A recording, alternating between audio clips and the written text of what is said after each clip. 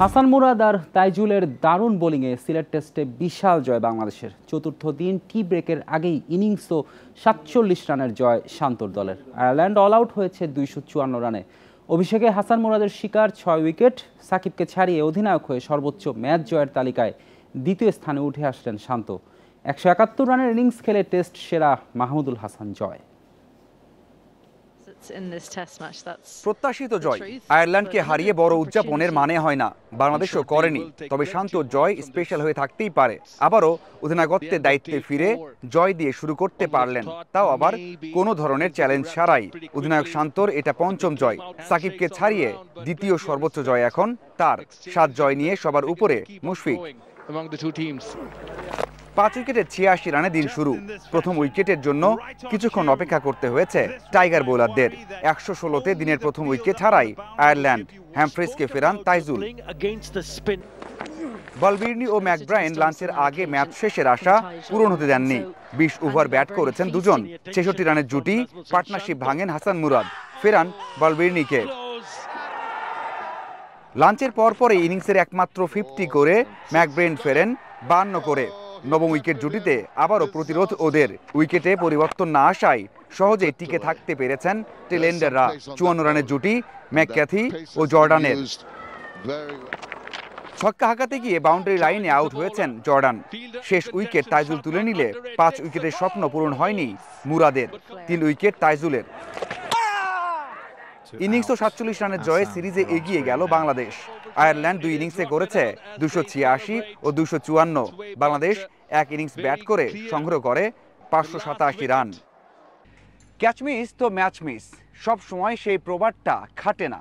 বাংলাদেশ এবং আয়ারল্যান্ডের এই ম্যাচটাই প্রমাণ করলো। কারণটা হচ্ছে বাংলাদেশ ব্যাটে বলে দারুণ করেছে, তবে ফিল্ডিংয়ে খুব একটা ভালো করতে পারেনি। ২ ইনিংসে ১০টার মতো ক্যাচ ছেড়েছে। তারপরেও প্রত্যাশা মতো সিরিজের প্রথম ম্যাচ জিতে এগিয়ে গেল টাইগাররা। Mazharul Islam, independent news, Sylhet. আয়ারল্যান্ডের বিপক্ষে বিশাল জয়কে বড় করে দেখতে চান না শান্ত। বলছেন ধারাবাহিকতা রেখে বড় দলগুলোকে হারানোই লক্ষ্য। ১০০ টেস্টের পরেও মুশফিক খেলা চালিয়ে যাক সেই চাওয়া তার। মুরাদের বোলিং ও জয়ের দারুণ ব্যাটিংকে প্রাপ্তি মানছেন টাইগার অধিনায়ক। প্রতিপক্ষ যে দলই হোক, জয় মানেই বাংলাদেশ জুড়ে আলোচনা, অন্য সব ব্যর্থতা ভুলে যাওয়া। আয়ারল্যান্ডকে বড় ব্যবধান হারানোর পর তেমনটা চান না শান্ত। বড় দলের বিপক্ষে জয় পেলেই কেবল মাতামাতি করতে চান। ভালো, আমি মনে করি জাস্ট স্টার্ট হয়েছে, এখনো লম্বা সময় যাওয়ার বাকি, বাট ভালো স্টার্ট হয়েছে আমি মনে করি। আয়ারল্যান্ড টেস্ট মেজাজে বল করতে পারেনি। টাইগার ব্যাটারদের কোনো ধরনের চ্যালেঞ্জে ফেলতে পারেনি। তারপরেও জয় ও মুরাদের পারফরমেন্সে খুশি অধিনায়ক।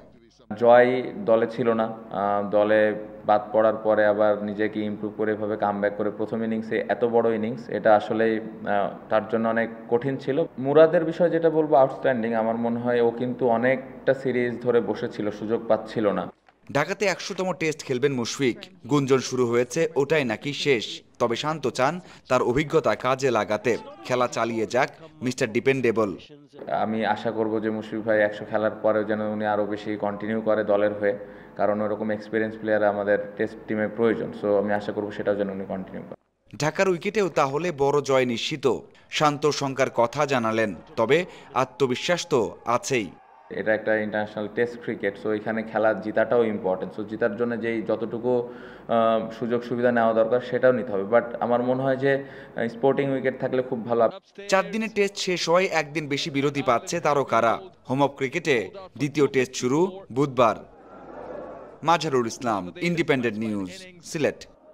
নেপালের বিপক্ষে ফিফা প্রীতি ম্যাচে ড্র করার পর দিন বিশ্রামে জাতীয় দলের খেলোয়াড়রা। রিকভারি সেশনের পাশাপাশি নির্ধারিত সময়ের জন্য টিম হোটেলের বাইরেও যেতে পেরেছেন শমিত তারিকরা। তবে বিজ্ঞাপনের শুটিংয়ে ব্যস্ত সময় কেটেছে হামজার। আর অভিষেক ম্যাচে জয় না পাওয়ার আক্ষেপের কথা থাকলেও ভারত ম্যাচে সমর্থকদের ভালো কিছুই উপহার দিতে চান কিউবা মিচেল। মাঠ ও মাঠের বাইরে স্পটলাইটে হামজা চৌধুরী। নেপাল ম্যাচের পরদিন বিশ্রামে যখন পুরো দল, তখন হামজা ব্যস্ত বিজ্ঞাপনের শুটিংয়ে। সন্ধ্যায় টিম হোটেল থেকে বের হয়েছেন। এর আগে দুপুরে জুম্মার নামাজ আদায় করেছেন বিসিবি সভাপতি আমিনুল ইসলাম সহ টিম ম্যানেজার ও সতীর্থদের সাথে। এদিন কয়েক ঘন্টার জন্য টিম হোটেল থেকে বের হওয়ার অনুমতি ছিল সব ফুটবলারদের। এ সময় দলের দুই তরুণ তারকা জায়ান ও কিউবা পরিবারের সাথে ঘুরে হোটেলে ফিরেছেন। নেপাল ম্যাচে ইনজুরি নিয়ে মাঠ ছাড়েন জায়ান, তবে নিশ্চিত করেছেন খেলতে পারবেন ভারত ম্যাচে। জাতীয় দলে অভিষেক কিউবার জন্য বিশেষ, তবে ম্যাচ জিততে না পারার আক্ষেপ আছে।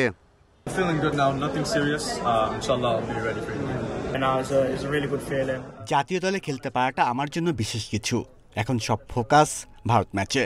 সমর্থকদের ভালো কিছু উপহার দিতে চাই। নেপাল ম্যাচের ধকল কাটিয়ে উঠতেই ফুটবলারদের কয়েক ঘন্টার ছুটি দিয়েছিল টিম ম্যানেজমেন্ট। সময়টা যে যার মতো কাটিয়েছেন। সমিত, তপু, তারিক, রাকিবরা বিশ্রামের দিন বাইরে গিয়েছিলেন। পরিবার বন্ধুদের সাথে সময় কাটিয়েছেন। সন্ধ্যা থেকে সবাই একে একে টিম হোটেলে ফিরেছেন। শনিবার থেকে ভারত ম্যাচের প্রস্তুতি শুরু হামজা জামালদের। 3 দিনের অনুশীলনে ভুল শুধরে শিষ্যদের তৈরি করার সুযোগ কাবরেরার। মঙ্গলবার এশিয়ান কাপ বাছাইয়ের ম্যাচ বাংলাদেশের। পিয়াস সাহা, ইন্ডিপেন্ডেন্ট নিউজ, ঢাকা। টানা 2 ম্যাচ হেরে হকি বিশ্বকাপ বাছাইয়ের স্বপ্ন শেষ বাংলাদেশের। 3 ম্যাচের প্লে অফ সিরিজের দ্বিতীয় ম্যাচে পাকিস্তানের কাছে 8-0 গোলে হেরেছে বাংলাদেশ হকি দল। টানা 2 জয় সিরিজ জিতে বিশ্বকাপ বাছাই নিশ্চিত করেছে পাকিস্তান।